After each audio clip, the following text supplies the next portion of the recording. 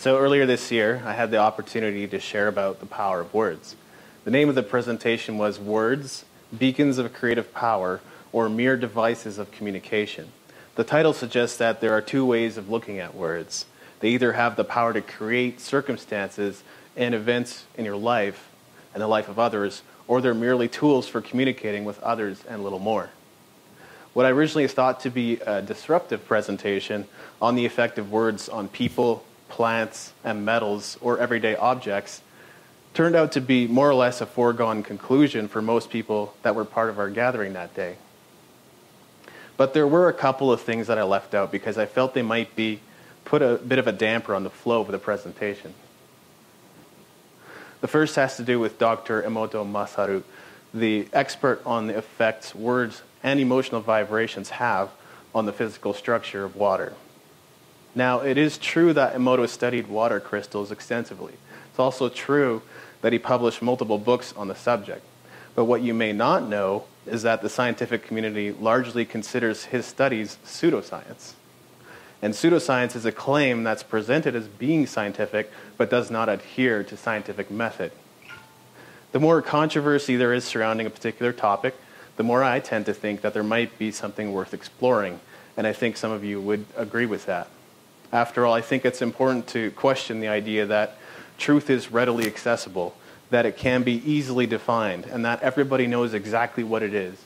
If that were the case, the process of inquiry, as well as our community discussions and arguments, maybe they wouldn't be entirely unnecessary, but certainly less stimulating and controversial. I don't know about you, but I think that there are people in this world that want to withhold the truth from the general public, and they might even have a vested interest in doing that. So in the case of Dr. Emoto, although there might be a vocal group that's quick to discredit his work, that doesn't mean it isn't worth exploring. The second thing that I left out of my previous presentation has to do with Arjun Walia. I didn't include the last sentence in one of his quotes from the article entitled "Nothing is Solid and Everything is Energy" in my original presentation, thinking that it might be too revolutionary of a concept to process, and I now know that's not the case. But here's the quote. Studies have shown that positive emotions and operating from a place of peace within oneself can lead to a very different experience for the person emitting those emotions and for those around them. At our subatomic level, does the vibrational frequency change the manifestation of physical reality? If so, in what way? We know that when an atom changes its state, it absorbs or emits electromagnetic frequencies, which are responsible for changing its state. Do different states of emotion, perception, and feeling result in different electromagnetic frequencies? And here's the part that I left out. Yes, this has been proven. Now, as far as Walia is concerned, our emotional state does affect our reality. I know that I've just presented some conflicting pieces of information and that I might have even unraveled some of the threads holding together my previous presentation. On the one hand, we have a man that dedicated a good portion of his life to the study of water and didn't see it necessary to subject his work to scientific method, or at least so we're told. This doesn't necessarily discount it, but it does call it into question. Also, in light of what I said earlier about truth tellers being silenced, it's entirely possible that Emoto is actually a truth teller that's been deliberately discredited. On the other hand, we have a man claiming that vibrational frequencies absolutely affect our surroundings and that our perception and feelings result in different electromagnetic frequencies. This claim seems to validate Emoto's studies as much as the content Emoto himself produced. Does this tension cause you to question your previous assumptions, your acknowledgement that words do indeed affect plants, metals, everyday ordinary objects, and even human beings? Because if you remember, that's exactly the conclusion we came to last time. Or does it instead reinforce what you felt was true and right in the first place? Denotations and connotations. As a youth, I used to go to various church conventions and camps. One camp counselor had a profound effect on my life. His name was Mike. I don't remember how our conversation led to this particular point, but Mike said something rather interesting that has stuck with me ever since. A connotation is the meaning you attach to a word. At that point in my life, I was fascinated by vocabulary and words, and I would go out of my way to look up various words I didn't understand. Keep in mind, I had recently returned from Japan after spending 8.5 years in kindergarten and grade school, and when I returned to Canada, I had some catching up to do in terms of my studies, particularly with the English language. But it wasn't long before I discovered the word denotation. The denotation is the dictionary definition of a word. Denotation, connotation. Another way of saying this is that a denotation is the objective, largely agreed upon meaning of a word that can be found in the dictionary, while a connotation is the subjective, personal meaning of a word. But paradoxically, neither are necessarily correct or incorrect. To illustrate, I'd like to give you practical life examples for both a denotation and a connotation. First, a denotation. If you're a Scrabble or Boggle player, there's a good chance you've called someone out on making up a word. And in some cases, much to your surprise, you found out that the word actually existed in the dictionary. And you had no prior knowledge of the word. But it was there all along, so you can't really say that it was false. Oh, and you were probably penalized in the game for accusing others of making things up. Now, a connotation. There's a good chance you've read a sentence in an article or a book, and even though you knew that some words were used incorrectly, the meaning still came across. Nothing was missing in your understanding or interpretation of the sentence. Was the sentence structure incorrect in some way? It probably was, but it didn't impede your ability to grasp it. So that makes it true. The author or editor may have made a mistake, but the message still took root in your mind. To further illustrate, you've probably noticed how some people have an aversion to certain words, even those that aren't one of the so-called four-letter words.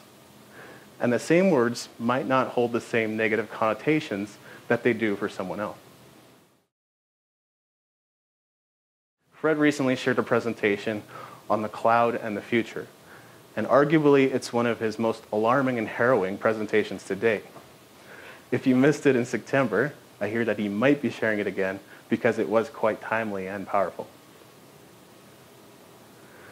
The cloud is such an interesting way to describe entire server farms that require incredible power and cooling to maintain. Plus, these server farms are loaded with a lot of our personal information, some we voluntarily gave away, and some data we never wanted to get out in the first place. Arguably, that data is anonymized and inaccessible to most, but that doesn't mean that it can't be hacked, leaked, or misused. Just Google the hacking of popular websites, the leaking of information that resulted from them, and you'll see that this has happened many times already. As a ghostwriter on many topics, I've noticed that in the world of big data, security is still an often discussed topic. And that should tell you something, especially now that we have the technology available to gather data from any device with a connection to the internet or any object that has a sensor attached to it. Are we beginning to realize the implications linked to privacy and security concerns? Fred said it well. When we think of clouds, we think fluffy, happy, friendly, harmless, beautiful. These are all specific meanings or sentiments we attach to the word or any imagery of clouds. In other words, a connotation. But what we discovered together is that cloud technology is anything but harmless. Based on Fred's presentation, you're probably starting new opinions of what the cloud is and what it could mean for our future. And for some, it might even represent the apocalypse. Is it any coincidence that they decided to call it the cloud? Surely they would not have opted to call it the demon or something along those lines. They didn't want us to have any negative associations with it, and that was likely a deliberate choice. Did they succeed? I'll let you decide. The cloud sounds like something that's up in the air, but it isn't. It's literally a warehouse full of computers eating away at our energy resources and keeping record of our personal information for the end goal of personalized marketing and sales. Sounds a bit fishy to me. But are you beginning to see the paradox of words? Sometimes we create meanings for words. Sometimes others create meanings for us. When you really think about it, this is all part of how we function. As human beings, we are compelled to give everything a name, because if it doesn't have a name, it can't be explained. But that name, which may only be made up of a word or two, often represents so much more than just the word itself.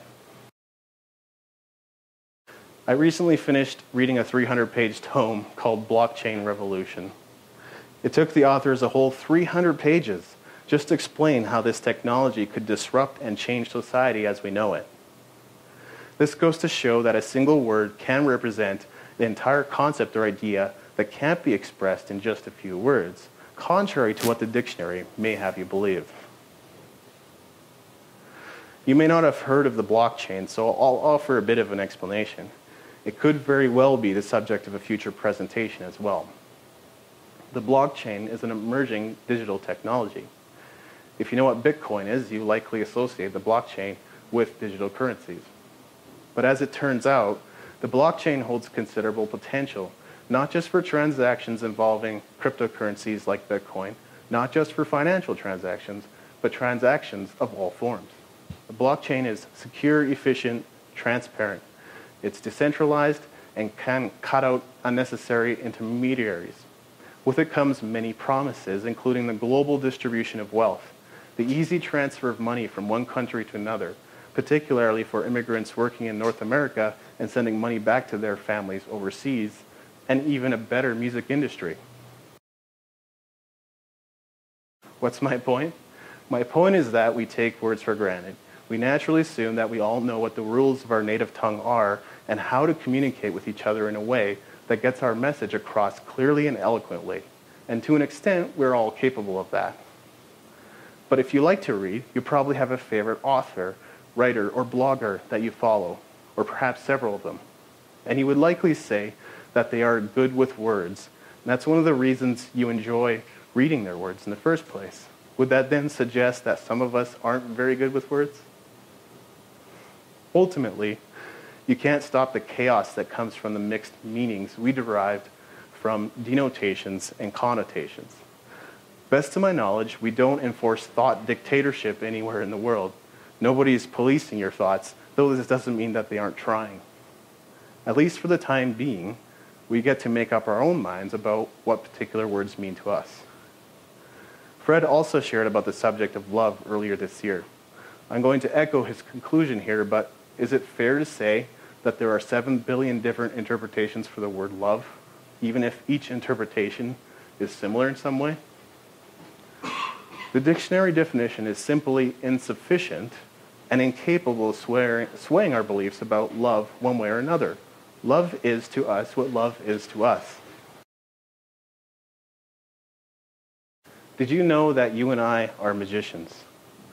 The school system taught us how to be wielders of magic, albeit not very good ones. When we're learning to spell, we think we're learning how to arrange letters together in a particular order to form words. Did you notice something strange about what I just said? I said we learn to spell. And as we all know, magicians cast spells. So when we are learning to spell, we aren't just learning how to form words, we're learning how to activate various functions in our reality with our words. First, a couple of practical, everyday examples. When someone makes a request of you, asking politely and ending their inquiry with the word please, do you turn them down? When someone says thank you with a smile, do you feel better or worse about yourself? It's certainly subject to the situation, but most of the time, your response is predictable. When someone asks nicely and isn't making an unreasonable request, you consent. If someone thanks you for something you've done for them, you feel a little bit better about yourself. Our response isn't just dictated by words. It's a natural reaction thanks to our mirror neurons. Because of mirror neurons, we look to others to determine what our response should be in an unfamiliar situation or environment and in our interactions with others. On a subconscious level, we're constantly adjusting our behavior in subtle ways. There might be more to the adage, monkey see, monkey do, than you thought. We direct energy with our words. And the most powerful thing in the universe is energy. Sound tones have certain vibrational patterns that we usually refer to as frequencies. If you believe Walia's statement from earlier, you're at least partly acknowledging that this is true. Musicians, and especially studio engineers, are all too familiar with the concept of frequencies. If you go on YouTube, you can even find music that has been developed around a specific frequency. 432 hertz music is for healing, and likewise 528 hertz music. There are studies showing the positive effects of these frequencies on the human body. But this is tangential to the topic at hand, so I will let you explore this idea further on your own. The point is best illustrated by examining how words are formed. Pao Chang, author and founder of omnithought.org and energyfanatics.com, made some of the following observations. First, let's explore the word court. The word has many meanings. The first entry in the dictionary is typically a place where justice is administered, or something along those lines. But a court is also a place where we play tennis and basketball. When it's used as a verb, it means to seek the affection of someone. When I looked it up on dictionary.com, it listed off 26 uses of the word court. And if we were to add connotations to that number, there's no telling how many entries and meanings we could derive from this word alone. Chang describes the court, a place where a legal hearing occurs, as a game arena. In other words, it's a place we go to play a game, and that's why it's called a courtroom. The judge is there to win, and if we don't know the rules or how to play by them, it's unlikely that things will go our way in the proceedings. Another fascinating word in the context of justice and law is the word contract. When you separate the word in two, you get the words con and tract. The word con can mean to swindle or to trick. A tract in this context would describe a treatise. What do you get when you put the two together? A deceptive treatise or a treatise of trickery. Chang goes so far as to say that when we enter a contract with a corporation or the government, we are being conned, and that we are willingly consenting to terms that probably aren't in our favor. At this point, I am compelled to make a comparison to reality TV. The setup is almost always the same. A group of people gather to compete for a prize, and sometimes they are separated into opposing teams. A celebrity host enters the room, and the contestants ooh and ah. Then the judges are introduced, and again the contestants are starstruck and humbled by the talent that's there to what? Judge them. Although there is often second place or third place prize, there's only one winner, and the winner often competes for what? A contract. Fascinating. Pause. Now, if your mind just went where mine did, you're about to make an interesting connection to how words are formed and what it could mean for a concept I introduced earlier. What am I talking about? The word connotation. Separate the word in two, just as we did with the word contract, and you get the two words con and notation. Now, we already defined the word con, and as you probably already know, the word notation means the act of noting, making, or setting down in writing. So if you're comfortable with the assumption that the creators of our language were paying careful attention to every single word that went into our lexicon, then you might come to the same conclusion I did, that connotation actually means deceptive note, writing of trickery, or the equivalent. Are the creators of our language trying to tell us something? Are they saying that the meanings we attach to words are mere deception? Or are they saying the opposite? Are they mocking us? Or are they pointing out our ignorance? Chang confirms as much.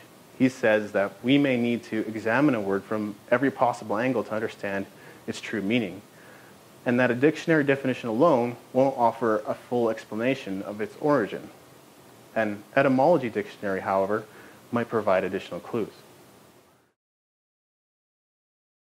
Let's examine one last word before discussing implications and possibilities. The word is baptism. The denotation of baptism is a ceremonial immersion of water or application of water as an initiatory rite of sacrament. It could also be defined as a ceremony or action of initiation or dedication. But Chang explains it this way. When someone is baptized, that person is considered to have entered into a covenant with the Lord. When you break down the word covenant, you get coven and. The word coven means an assembly of witches, especially a group of 13. The suffix definition of and is causing or performing an action or existing in a certain condition. It can also mean serving in the capacity of. Once you know the relationship between the word baptism and covenant, you will know that when a person is baptized, that person is serving in the capacity of a coven or is making a contract with a coven, which is a group of witches, male or female. The group of witches who controls all the churches of the world are the dark magicians. Now, I think most of us in this room are familiar with the concept of baptism. And some of you may have even been baptized into your particular faith. I'm not going to ask anyone to raise their hands, but if that is the case, I have no doubt that you have your own feelings and memories attached to those events.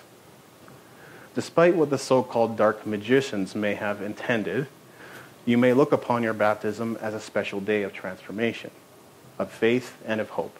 This is another important demarcation point between denotations and connotations. But it's not unreasonable to think that some might look upon baptism in a negative way too. One last thought on spellcasting and the system of control. Earlier, I referred to so-called four-letter words. We all know what they are. We call them swear words or curses. Is it by accident parents teach their kids not to curse, or are we just that closed-minded? I think it's entirely possible that we've learned how to protect ourselves from casting negative spells and cursing inanimate objects, ourselves and others. Not that any one of us hasn't cursed at one time or another, but there is a certain knowing that comes from somewhere within us, or perhaps from outside us, that tells us we shouldn't swear. Now, I can't tell you how many times I've heard people catch themselves in the act or apologize after swearing, even recently. Finally, it's time for us to move into the topic of your words and your future.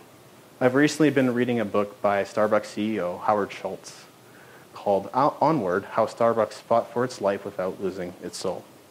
In 2007, Schultz identified some concerns with how Starbucks was being run as a company, and in 2008, he officially returned as CEO.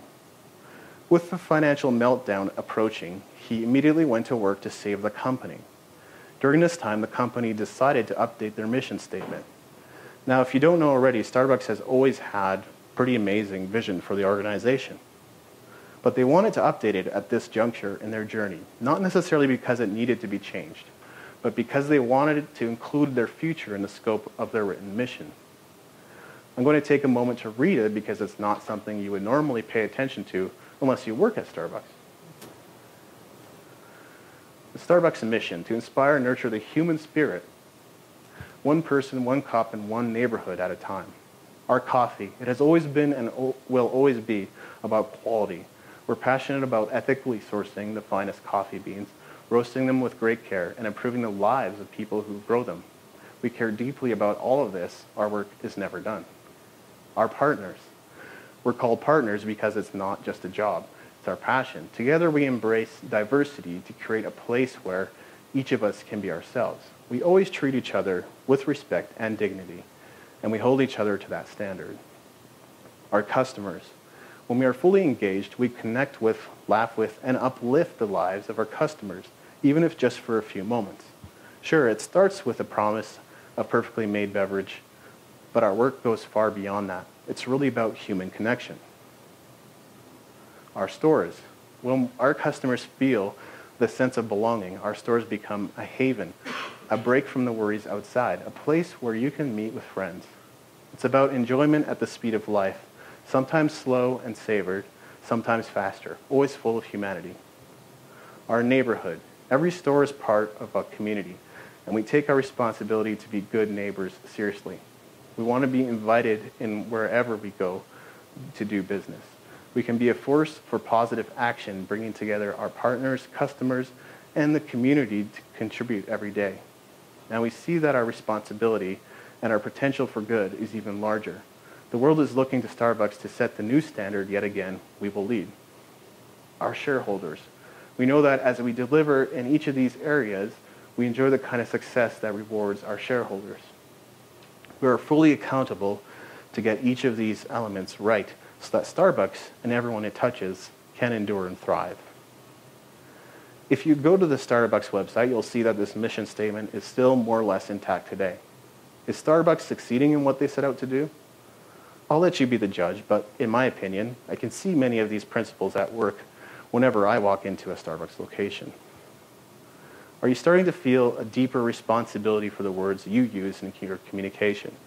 Are you beginning to realize how your words could shape your future?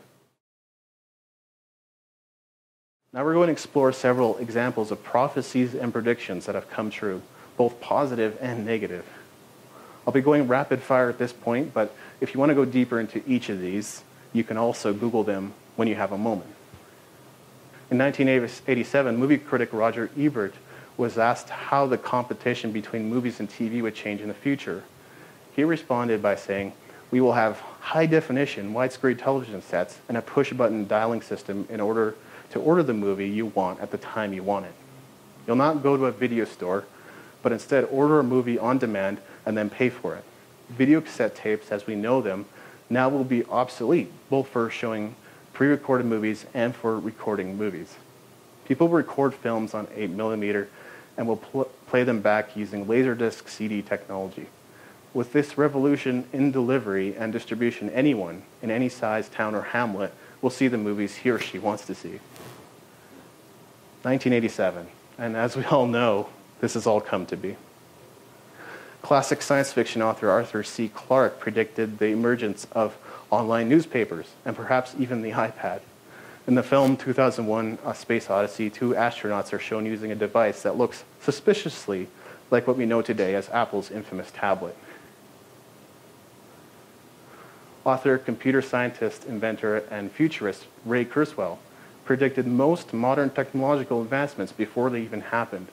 Not only has he accurately predicted developments in technology, he's also been able to predict when they are going to happen. This prompts one to wonder whether he has access to a time machine. In 1914, English writer H.G. Wells published a novel entitled The World Set Free. The book described a city-destroying atomic bomb. Although Wells would not have known how nuclear detonation could work, the Manhattan Project was nearly 30 years away in 1942. And when it comes to predictions, we can't ignore the notorious Nostradamus, a French apothecary, author, and seer. Among other things, he predicted the death of King Harry II when he said, "The young lion will overcome the older one. On the field of combat, in a single battle, he will pierce his eyes through a golden cage. 2 wounds made one, then he dies a cruel death." As the story goes, Henry lined up to joust Montgomery, who was 6 years younger than him, on the field of combat. Both combatants had lions on their shields, and of course, one man was younger and the other older. In their final pass, Montgomery's lance burst through the king's visor, sending 1 shard through his eye and 1 through his temple. Predictions have come from a variety of sources, not just from futurists, authors, celebrities, or famous people. Sometimes they have appeared in the printed word. Other times, they have been voiced in interviews or conversations. And still at other times, people have seen the future in their dreams. It's easy to write off predictions and prophecies as mere coincidence or just lucky guesses. And undoubtedly, some have been. But if words have power, not only do we need to consider the future we see for ourselves and how we talk about our future, but also the source. Where does the power come from? Does it come from within? Does it come from without? Are we born with it? Does it have anything to do with the words we say, or is it more to do with the intention behind the words? Last but not least, if you've been on the Question website or one of our social media profiles, then you've probably seen our stated purpose, which goes something like this. The Question is a disruptive community that seeks to provide an organic gathering place for those who wonder about our complex selves, our complex world, our complex universe. The new community is completely non-religious and inclusive. I'm sure you can see this reflected in the way Fred approaches his presentations. Recent discussions have often ended on a cliffhanger. But after all, we are not the answer, but the question. And it's in our culture to disrupt and to be disruptive. How do you think the question's stated purpose has guided what we have chosen to explore in our community? It's not hard for me to see it reflected in the content that's been shared.